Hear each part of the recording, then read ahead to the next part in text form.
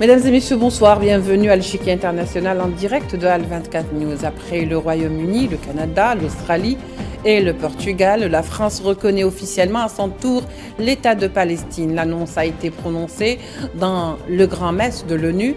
Les premières annonces ont fait suite à une succession d'autres reconnaissances saluées par certains. Ces mêmes reconnaissances, bien que louables, laissent pourtant un sentiment d'insatisfaction. En effet, que changent ces reconnaissances en série pour la condition des Palestiniens? Est-ce que cela va mettre un terme à leur souffrance? Cela va-t-il conduire à la concrétisation de la solution à deux États, ou va-t-on juste vers des effets d'annonce qui ne seront peut-être, probablement, jamais suivis d'effets? Tout de suite les développements.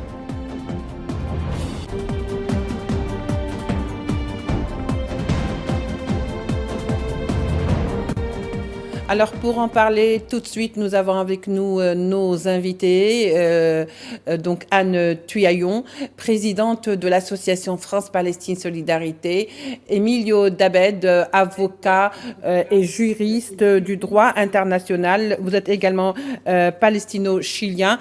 Bonsoir Monsieur Emilio, bonsoir Anne également Tuyaillon. Merci d'avoir accepté notre invitation. Merci Leïla. Alors pour commencer, Emilio Dabed, vous qui êtes avocat, on va dire finalement, nombreux ont été durant toute cette semaine les pays de l'Occident, plus particulièrement, à reconnaître l'État de Palestine au sein de l'ONU. Que finalement changent ces reconnaissances pour le peuple palestinien si vraiment il devait, ou cette reconnaissance devait changer quelque chose? Honnêtement, Leïla, je n'ai pas de bonnes nouvelles pour vous et pour l'audience. Techniquement, légalement, effectivement, cette reconnaissance ne change rien, pratiquement. Déjà, un certain nombre de pays, 149 pays dans le monde, reconnaissaient l'État de Palestine. Les Nations Unies avaient reconnu l'État palestinien, même si comme un non-membre de l'ONU, mais il était reconnu comme État. Et donc, tous les bénéfices, si vous voulez, de la création d'un État, de la reconnaissance d'un État, étaient déjà là, c'est-à-dire de pouvoir accéder à des traités, de pouvoir avoir ressort à des tribunaux internationaux, à des cours internationales, c'était déjà fait, de faire des demandes, etc., dans des instances internationales, la plupart étaient déjà faits. Et donc, la reconnaissance d'un certain nombre de pays aujourd'hui ne change en rien en termes pratiques le potentiel de la Palestine en tant qu'État, si vous voulez. Et donc, maintenant, il y a des gens qui disent qu'en fait, ça change un peu parce que certains des pays qui reconnaissent aujourd'hui sont membres permanents du Conseil de sécurité. Mais en fait, nous savons que dans le Conseil de sécurité récemment, les résolutions ont été acceptées ou approuvées par tous les membres permanents du Conseil de sécurité, à l'exception des États-Unis. Et ces problèmes-là, ils restent. Donc, malheureusement, je ne vois pas des dimensions positives ou pratiques, concrètes, qui pourraient donner espoir aux Palestiniens que quelque chose va vraiment changer. Par contre, je vois beaucoup de problèmes avec l'acte même, si vous voulez. L'acte même de la reconnaissance, particulièrement dans le cas de la France, mais pas seulement. Il est un peu paradoxal, si vous voulez, parce que en fait, la reconnaissance et donc l'exécution de cette reconnaissance, et par là, je veux dire l'établissement d'ambassades d'un côté et de l'autre, etc., ça, c'est conditionné à des demandes qui touchent à des pouvoirs et à des décisions qui sont propres d'un État souverain. Là, on parle d'un État démilitarisé, des réformes politiques qui sont nécessaires, et surtout de l'exclusion totale du Hamas, de l'espectre politique palestinien. Bon, ces décisions-là, ces pouvoirs-là, ces déterminations-là sont propres au concept d'un État souverain. Donc, si vous voulez, le paradoxe est dans le sens que l'acte de reconnaissance qui impose ces conditions, en fait, nie en même temps l'objet de la reconnaissance, qui est la souveraineté. Oui. Vous voyez? Très Voilà. bien, Ça, monsieur. Oui. Oui, non, ça c'est un des problèmes que je vois. L'autre problème, je ne sais pas si vous voulez peut-être Oui, on donner va y l'espace. revenir justement, Emilio Dabed, de rester avec nous parce que le débat justement tourne autour de ça. Mais avant de donc poursuivre le débat, direction New York où a lieu en ce moment même une session de haut niveau au Conseil de sécurité qui donc est consacrée à la situation au Moyen-Orient avec un focus sur la Palestine, une session qui se tient à la demande de l'Algérie et des pays islamiques du Conseil de sécurité. Le ministre d'État des Affaires étrangères algérien, Ahmed Attaf, prendra effectivement la parole en sa qualité de représentant de l'Algérie, bien entendu.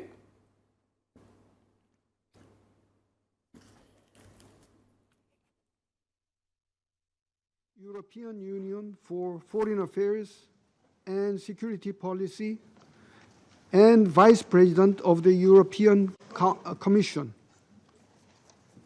It is so decided.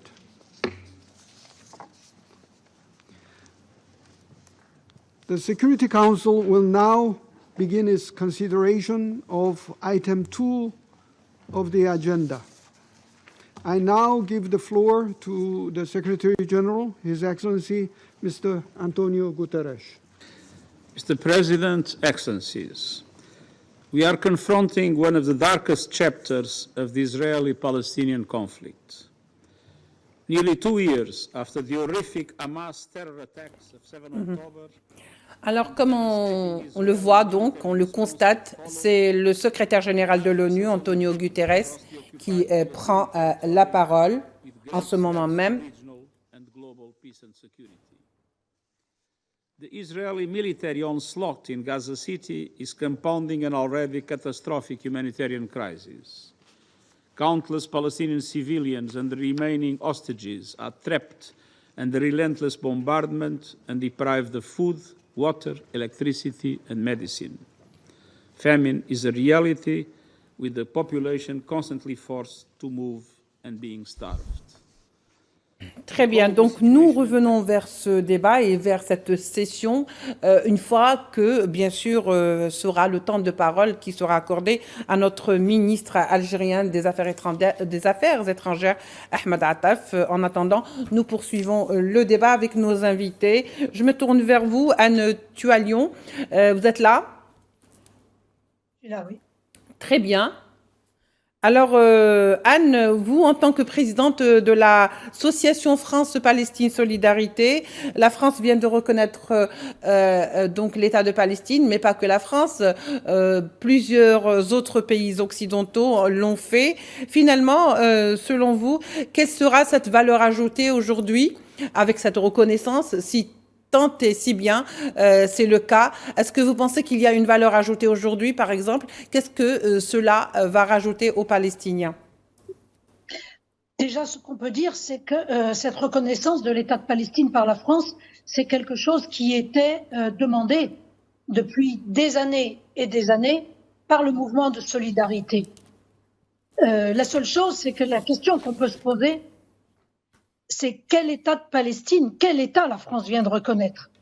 Et au-delà de ce que vient de dire l'interlocuteur précédent, l'État que la France vient de reconnaître est un État dont le peuple vit sous occupation et sous apartheid, et dont la terre est colonisée, et qui vit un génocide depuis 2 ans maintenant. Donc, il y a quelque chose de complètement paradoxal de reconnaître un État sans se poser la question de dans quel État est cet État. Et là où nous sommes particulièrement en colère contre le président Macron, c'est qu'il nous semble qu'il a pris cette décision de reconnaissance de l'État de Palestine pour éviter de prendre des sanctions. Oui. Il ne pouvait pas, il ne pouvait plus ne rien faire. Il ne faisait rien. Et il ne veut pas prendre de sanctions contre Israël. Donc, il a choisi une option qui ne lui coûtait rien, qui était de reconnaître un État qui ne peut pas devenir un État. Et pourtant, le 18 septembre 2024, l'Assemblée générale de l'ONU a voté une résolution qui oblige les États à prendre des mesures pour imposer la fin de l'occupation et de la colonisation à Israël. Et ça, Macron n'en parle jamais. Ça fait 1 an que nous lui demandons comment il va appliquer cette résolution et nous n'avons jamais eu de réponse. Et à la place de ça, il reconnaît un État sous occupation, sous colonisation, sous apartheid et dont le peuple vit un génocide. Donc pour nous, pour l'instant, cette reconnaissance ne change rien pour la vie des Palestiniens et ne change rien à notre mobilisation à nous pour la fin de l'occupation, de la colonisation, de l'apartheid et du génocide. Très bien. Alors, Anne Tualion, vous avez quand même évoqué un point très important, à savoir le fait que le président a choisi le chemin le plus court ou le plus facile, peut-être celui de la reconnaissance, pour éviter le chemin le plus responsable qui aurait été peut-être pour lui mieux, c'est celui de reconnaître justement les crimes commis par l'entité sioniste et donc aller vers des sanctions. Ça aurait été, si vous voulez, dans l'idéal, le mieux, quoi. Mais ce n'est pas le cas. Selon vous, donc, Anne, c'est une façon d'esquiver le véritable problème. C'est ça que finalement a tenté de faire lundi donc dernier le président français. Il a tenté d'esquiver ou, si vous voulez, d'échapper aux véritables responsabilités. C'est ça? Oui, complètement. C'est complètement ça. Et en plus, ajoutons quand même qu'il a accepté de parler de l'avenir du peuple palestinien alors que les représentants de la Palestine n'ont pas eu le droit de se rendre à New York. En fait, on est dans une situation invraisemblable. On décide de l'avenir d'un peuple à sa place en proposant un État qui n'a pas les fonctions d'un État. Un État démilitarisé, ça n'est pas un État. Et en plus, en l'absence de ses représentants officiels.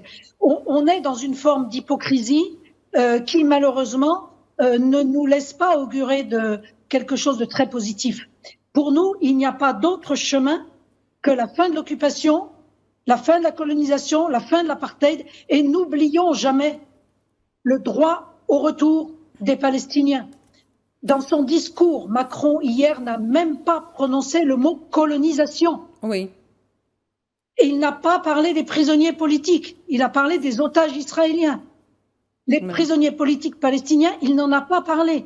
Ils sont aussi otages. Les réfugiés ils sont otages à partir du moment où ils sont la plupart ils sont aussi otages, pardon Anne, à partir du moment où ces prisonniers palestiniens sont arrêtés sous si vous voulez, arrestation administrative, c'est-à-dire qu'ils n'ont jamais été jugés pour la plupart. Ça s'appelle être otage aussi. Ils sont arrêtés dans des conditions totalement en dehors du droit international. Ils sont retenus, les prisons israéliennes sont devenues des zones de non-droit où la torture est pratiquée, la torture morale et la torture physique sont pratiquées quotidiennement, et tout ça, Macron n'en a pas parlé. Donc on est resté à un niveau extrêmement superficiel de la situation. La plus grande partie du discours de Macron hier reprenait le narratif israélien et mettait dos à dos les Palestiniens et les Israéliens, comme si on était dans un conflit. On n'est pas dans un conflit, on est dans une oppression. Et quand on met dos à dos l'oppresseur et l'opprimé, eh bien, on est dans le soutien à l'oppresseur. Et ça, c'est quelque chose que nous dénonçons de manière régulière et en permanence. On ne peut pas mettre dos à dos et sur un pied d'égalité l'oppresseur et l'opprimé. C'est vrai que ça nous pousse un petit peu, si vous voulez, je me tourne vers vous, Emilio Dabed, ça nous pousse quelque part à se poser cette question. Lorsqu'on parle, par exemple, pour beaucoup, cela a été qualifié comme étant une décision historique et courageuse que de reconnaître l'État de Palestine. Mais peut-être que si ça s'est fait par le passé, si vous voulez, cet adjectif aurait vraiment scié. Mais là, le problème, c'est que ce timing dans lequel intervient cette reconnaissance, il est tellement tendu avec ce qui se passe à Gaza, avec ce génocide, avec, si vous voulez, ce non-respect des résolutions, que du coup, ça reste vraiment insuffisant. On est vraiment loin des attentes. On aurait aimé, si vous voulez, de décisions plus percutantes. Oui, absolument. Et dans ça, je rejoins Anne qui l'a très bien dit. En fait, Leïla, il s'agit, et c'est ça l'obscénité de la décision de la reconnaissance. Il s'agit, on le voit un peu partout, il s'agit en fait de la protection du projet sioniste en Palestine. Il s'agit de ça. Regardez les raisons. Donc, la plupart de gouvernements ont donné, inclus Macron, c'est parce qu'on ne veut pas, si on ne construit pas une solution à deux États, on aura une Israël binational et ça sera la fin d'Israël. En fait, on se rend compte que tout est fait pour la protection d'Israël. En fait, la déclaration de reconnaissance d'un État palestinien et oui, dans les formes, il semblerait que c'est une position pro-palestinienne, mais en fait, au fond, tout est fait pour la protection du projet sioniste en Palestine.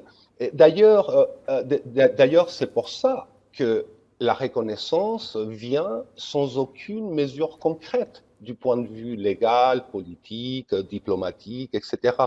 Parce que ce qu'ils veulent, c'est de laisser les Palestiniens à nouveau dans une situation qui est la situation des accords d'Oslo, si vous voulez.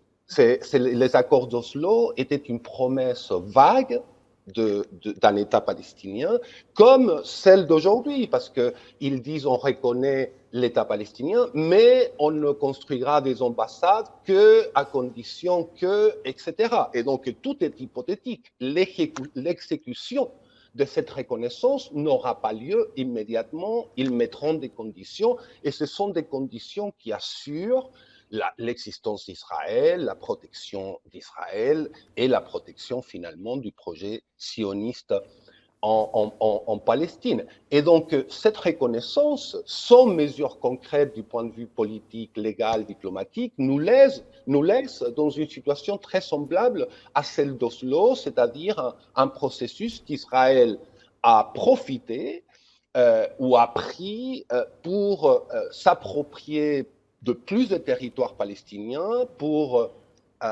mieux contrôler les Palestiniens et pour les soumettre à un régime d'oppression et d'apartheid qui dure jusqu'à aujourd'hui. Donc, ce que je vois, c'est que si Oslo a été une tragédie, parce que Oslo a été vraiment une tragédie pour les Palestiniens, la reconnaissance de l'État palestinien aujourd'hui est une farce. Est vraiment une farce. Maintenant, Leïla, un point qui est très important, c'est que Anne, elle l'a dit, on n'a pas consulté les Palestiniens. Aujourd'hui, on décide pour les Palestiniens. Donc, oui. L'État qu'on reconnaît, c'est l'État qu'on veut pour les Palestiniens. C'est pas l'État que les Palestiniens réclament. Parce que, d'ailleurs, il y a un point qui est fréquemment ignoré, mais qui est très important si on veut construire vraiment la paix, c'est de consulter les Palestiniens et d'écouter les Palestiniens. Et toutes les enquêtes d'opinion plus récentes montrent que la majorité des Palestiniens rejettent la solution à deux États. Et je crois qu'avec raison, parce que effectivement, il s'agit de quoi? Il s'agit de décolonisation.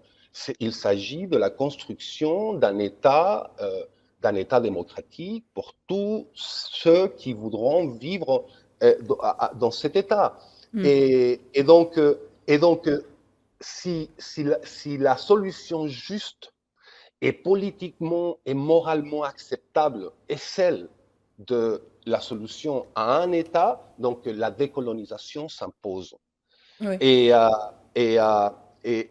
vous voyez, on l'a fait, c'est-à-dire, vous voyez l'absurdité de la solution à deux États, c'est comme si on essayait de donner solution à l'apartheid sud-africain en divisant le pays, en donnant la plupart du territoire à la minorité blanche raciste qui gouvernait et donner la minorité du territoire C'est à la vrai que majorité noire. Vous voyez l'absurdité, oui, oui, tout à c'est-à-dire fait. qu'Israël continuerait avec son projet de suprématie, son apartheid et son racisme dans la Palestine de 48.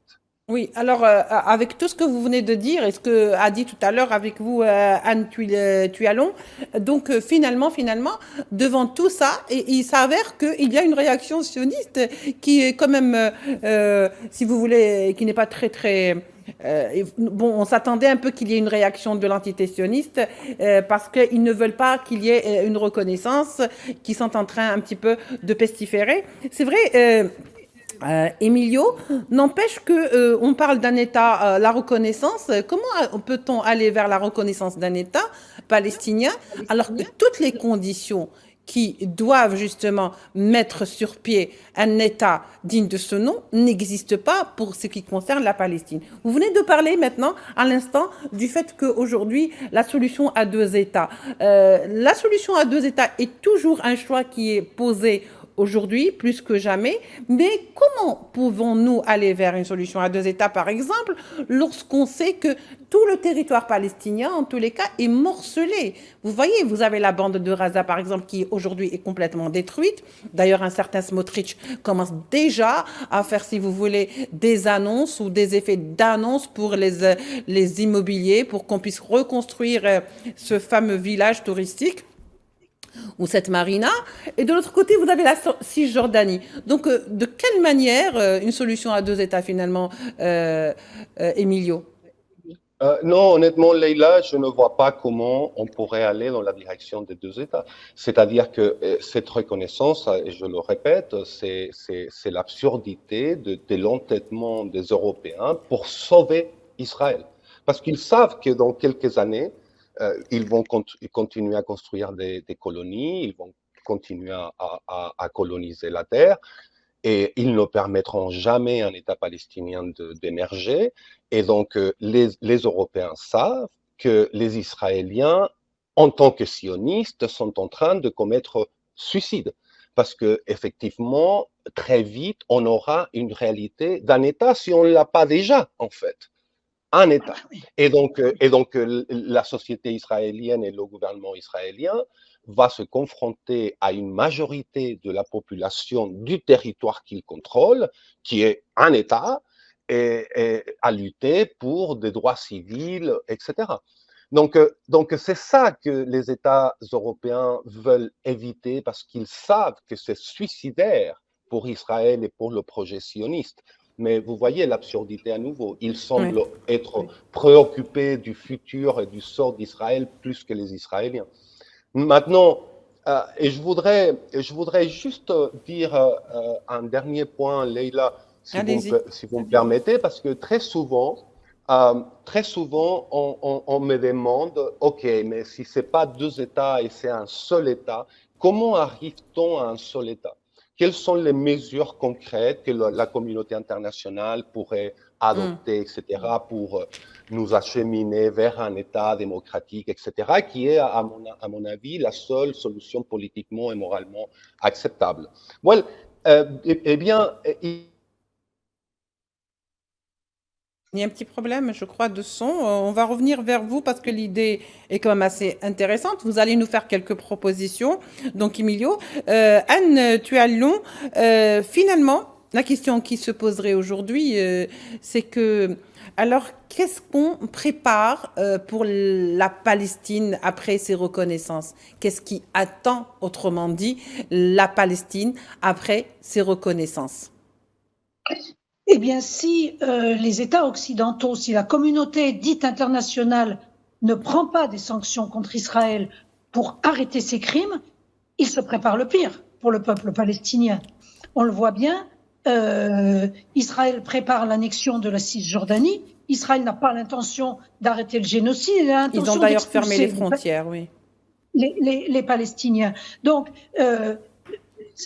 c'est le pire qui est à attendre si les États ne se décident pas enfin à prendre des sanctions contre Israël. Il n'y a pas d'autre solution pour qu'un avenir positif s'ouvre pour le peuple palestinien que les sanctions. C'est pour ça que nous pensons que le choix de Macron de reconnaître maintenant l'État de Palestine et pas il y a 10 ans, très significatif. Il ne veut pas prendre de sanctions parce qu'il ne veut pas mettre Israël en difficulté. Mais seulement, il va bien falloir arrêter Israël dans ses crimes. On est dans des crimes de guerre, des crimes contre l'humanité, le crime de génocide. Mais comment peut-on accepter ça? C'est toute notre humanité qui est en jeu. Donc vraiment, nous allons continuer à nous mobiliser pour aller vers les sanctions.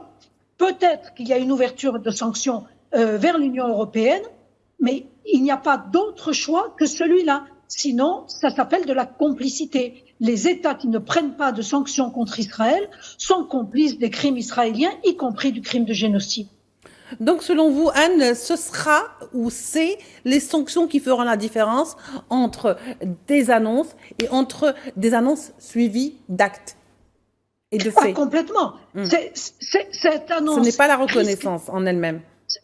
La reconnaissance n'est rien sans les sanctions et la fin de l'occupation et de la colonisation. Qu'est-ce que c'est qu'un État dont le territoire est occupé, colonisé et dont le peuple vit sous apartheid? Ça n'est pas un État. Prétendre ça, c'est de l'hypocrisie. Donc, il faut continuer. Ce qu'il faut, c'est l'égalité des droits de tous les citoyens qui vivent entre la mer et le fleuve Jourdain et que après, le peuple palestinien décide de son avenir lui-même et pas les pays occidentaux qui lui dictent une solution qui a été choisie en 1947 en pleine période coloniale. Très bien. Alors, justement, je vais revenir vers vous, Emilio. Peut-être que je serai en cours de route obligée de vous couper, mais n'empêche que je vais quand même vous donner la parole, Emilio, pour que vous puissiez un petit peu poursuivre l'idée que vous n'avez pas encore commencé. Et donc, on se fera le plaisir de vous écouter. Et avant de passer, bien sûr, à New York, où siège justement le conseil ou la session de haut niveau du Conseil de sécurité qui traitera de la Palestine. Emilio? Oui, et donc je voulais juste vous parler des mesures concrètes qu'en fait on pourrait prendre parce que très souvent on s'excuse en disant qu'on est bloqué par le Conseil de sécurité où il y a le veto, etc. Et donc on trouve cette explication pour toute l'inaction en fait des Nations Unies, mais en vrai les Nations Unies ont des pouvoirs et des prérogatives qui sont là, qui sont dans la charte, qui sont dans des résolutions de l'Assemblée générale et du Conseil de sécurité et qui pourraient permettre à l'Assemblée nationale, à l'Assemblée générale de prendre des mesures très concrètes. On l'a fait déjà, on l'a fait dans le cadre donc de la guerre de Corée en 1950 avec cette résolution qui s'appelle United for Peace Resolution. Et donc, sous cette résolution unie pour la paix, c'est comme ça qu'elle s'appelle, cette résolution, l'Assemblée générale voulait éviter le blocage total de l'ONU par le blocage du Conseil de sécurité. Et donc, elle s'est autorisée par les 2/3 de l'Assemblée générale à prendre des mesures au cas où le Conseil de sécurité ne pourrait ou ne voudrait pas le faire. Et donc sous cette résolution unie pour la paix, effectivement, l'Assemblée générale pourrait, par exemple, refuser les crédentiels diplomatiques des diplomates israéliens à l'ONU, quelque chose qui a été fait avec l'Afrique du Sud en ce moment. L'Assemblée générale pourrait aussi ordonner un boycott militaire et économique. Et l'Assemblée générale pourrait créer un tribunal international pour juger les crimes à Gaza et en Et les Cisjordanie. criminels. Elle pourrait aussi, Leïla, créer une force multinationale qui pourrait protéger la population civile à Gaza, admettre l'aide humanitaire dans les territoires et aussi, très important, préserver les preuves des crimes qui ont été commis. Ça aussi, ça a été fait dans le cas de l'invasion au canal de Suez. Très bien. Donc voyez, finalement, vous êtes en train... Pendant la crise du canal de Suez, effectivement, l'Assemblée générale a envoyé une force multinationale. Donc, vous voyez, il y a d'autres exemples aussi, des choses qui pourraient être faites, mais qui ne le sont pas. Il n'y a pas la volonté politique.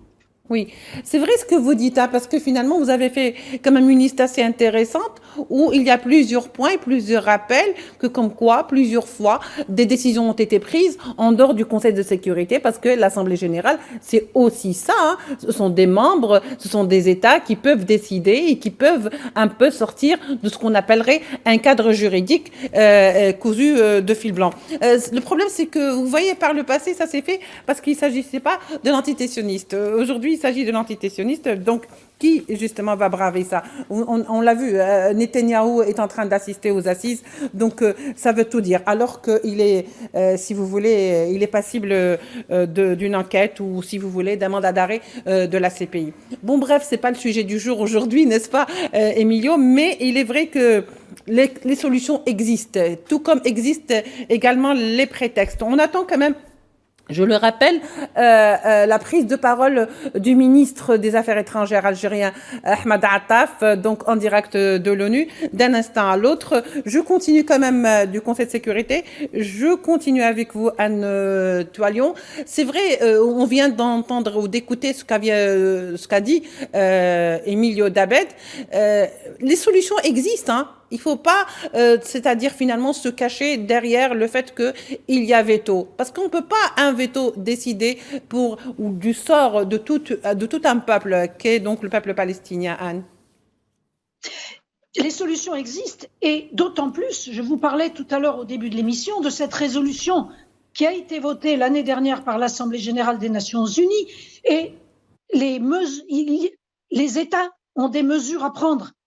Et ce sont des obligations pour les États. Et entre autres obligations, il y a l'arrêt du commerce des armes. 124 pays ont voté cette résolution l'année dernière. Il y a l'arrêt du commerce des armes, il y a l'interdiction des produits des colonies, il y a des mesures à prendre contre les ressortissants des États qui contribuent à maintenir la situation illégale d'occupation et de colonisation. Donc ces mesures, les États les ont votées il y a 1 an. Elles existent, ce sont des obligations et les États ne les prennent pas, en tout cas pas la France. Par contre, l'Espagne a pris un certain nombre de mesures. Pardon, Anne, justement, comment ou quel commentaire pouvez-vous faire justement de cette intervention aujourd'hui algérienne de Ahmed Attaf concernant justement cette question palestinienne, parce qu'il a évoqué quand même plusieurs aspects, parmi lesquels le fait que aujourd'hui cet entité sioniste, tout lui est permis, donc y compris de détruire sous prétexte que c'est une entité ou c'est un État qui est menacé par ses voisins, le fait que également l'histoire de la région, de cette région, est également l'histoire de cette organisation et on sait très bien qu'est-ce qui a enfanté cette situation. Ce n'est pas le 7 octobre 2023, mais également le fait que l'Algérie a toujours appelé et continue de le faire, donc à ce que la Palestine ait quand même le statut de membre permanent au sein de l'ONU. Voilà, c'était un peu pour faire des rappels. Anne. Je ne me permettrai pas de commenter ce que vient de dire le ministre algérien, vous le comprendrez bien. Par contre, ce qui m'intéresse beaucoup, c'est ce dont il a parlé au sujet de l'attaque de tous les pays de la région. Et ça, c'est extrêmement significatif. Israël ne se contente pas de s'attaquer aux Palestiniens, il s'attaque à tous ses voisins. Et avec cette notion totalement erronée du supposé droit à se défendre. Israël a le droit de se défendre s'il est attaqué. Mais Israël n'est attaqué par aucun de ses voisins. C'est Israël qui attaque en permanence. Tout le monde, oui. De la même manière que cette notion de guerre préventive à l'encontre de l'Iran, c'est quelque chose qui n'existe pas. En fait, Israël saisit toutes les opportunités pour accroître son intervention partout dans la région, pour déstabiliser la région et pour aller vers son objectif du Grand Israël. Une partie de la Syrie qui est colonisée, l'Iran qui est bombardé, le Qatar, le Yémen, enfin c'est absolument invraisemblable. Donc il faut vraiment, selon nous, rappeler que le droit à Israël de se défendre ne lui donne pas le droit d'attaquer systématiquement tous ses voisins comme il lui chante. Et de la même manière, sur le peuple palestinien, à l'encontre de la population de Gaza, c'est la même chose. Très bien, oui, allez-y.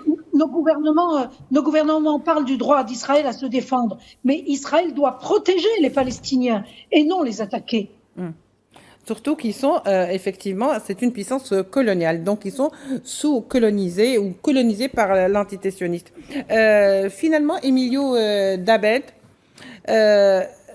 disait à Ahmed Attaf à l'instant que finalement, par cette agression ou par ce génocide, on va le dire, l'entité sioniste a sapé toute perspective de la création d'un État palestinien libre et souverain, avec bien sûr comme capitale Al-Quds Est.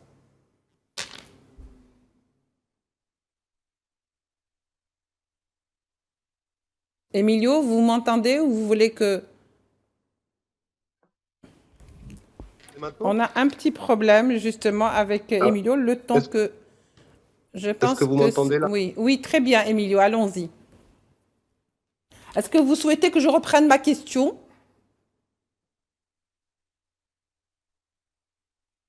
Ah, pardon, vous m'entendez? Maintenant? Oui, très bien. Monsieur Dabed? Oui, vous m'entendez là? Oui, très bien, Monsieur Dabed. Alors, je disais finalement que le ministre des Affaires étrangères, Ahmed Attaf, a affirmé que par cette agression sur la Palestine, l'entité sioniste a sapé toute perspective de la création d'un État palestinien libre et souverain. Sûrement, je crois que ça c'était fait il y a très longtemps. Les colonies coupent complètement le territoire, il n'y a pas de volonté politique pour négocier quoi que ce soit, et on voit aujourd'hui la politique israélienne dominée par les sionistes les plus radicaux, et donc les espoirs d'Israël de changer d'attitude sont très maigres. Et on ne devrait pas s'attendre à ça. Et je crois que ce qu'il faut, c'est prendre les mesures qui s'imposent. Maintenant, écoutez, du point de vue de quelqu'un comme moi qui croit que la solution la plus juste et en fait la plus pratique, c'est la solution à un État. Oui. En fait, le fait que les Israéliens fassent de la possibilité d'un État palestinien impossible ne m'embête pas tellement, parce que ce que les Israéliens ne pourront pas éviter, c'est la libération de la Palestine, qui sera accompagnée à un moment donné d'un processus de décolonisation où effectivement les Palestiniens pourront décider souverainement de leur sort et de leur futur. Il ne faut pas se tromper, même les bombes atomiques ne pourront pas empêcher le cycle historique qui veut que les empires émergent et tombent aussi dans des processus historiques qu'on ne peut pas empêcher, Leïla.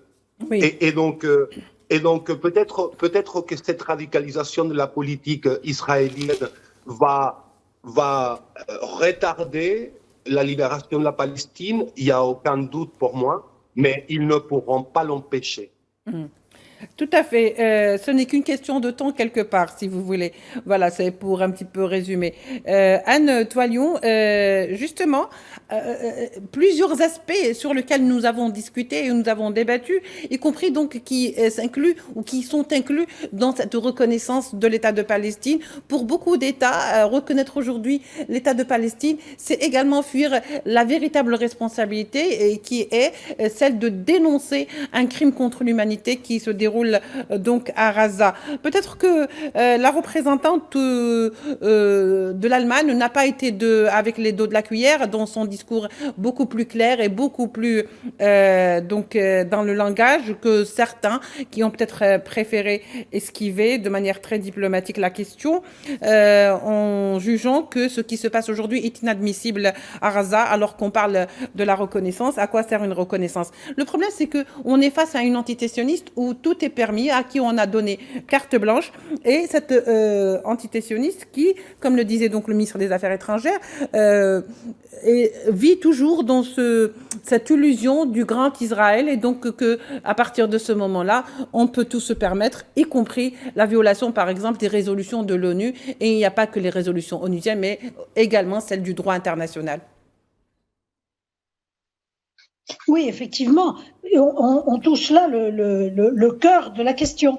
Il y a un droit international qui reconnaît le droit à l'autodétermination des peuples et qui ne fait rien pour que ce droit à l'autodétermination du peuple palestinien puisse devenir une réalité. Donc, effectivement, les États doivent prendre leurs responsabilités et sanctionner Israël qui ne respecte aucune des résolutions de l'ONU. Donc, pour nous, il n'y a pas d'autre chemin pour parvenir aux droits des Palestiniens, à l'égalité des droits entre la mer et le Jourdain, à la fin de l'occupation et de la colonisation et de l'apartheid, que d'imposer des sanctions à Israël. Tout le monde sait qu'Israël ne le fera pas de lui-même. Très bien, Anne Toilion, merci d'avoir été courte, précise et donc pour un petit peu faire dans le respect du timing. Je rappelle que vous êtes présidente de l'association France-Palestine Solidarité. Est également avec nous Emilio Dabed, avocat juriste palestino-chilien, spécialiste du droit international depuis Toronto.